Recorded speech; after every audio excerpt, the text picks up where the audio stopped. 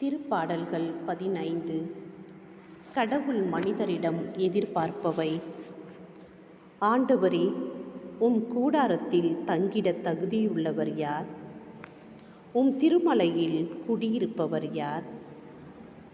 மாசற்றவராய் நடப்போரே, இன்னோர் நேரியவற்றை செய்வர், உளமாற உண்மை பேசுவர், தம் நாவினால் புறம் கூறார், தம் தோழருக்கு தீங்கிழையார், தம் அடுத்தவரை பழித்துரையார், நெறி தவறி நடப்போரை இழிவாக கருதுவர், ஆண்டவருக்கு அஞ்சுவோரை உயர்வாக மதிப்பர், தமக்கு துன்பம் வந்தாலும் கொடுத்த வாக்குறுதியை மீறார், தம் பணத்தை வட்டிக்கு கொடார், மாசற்றவருக்கு எதிராக கையூட்டு பெறார்.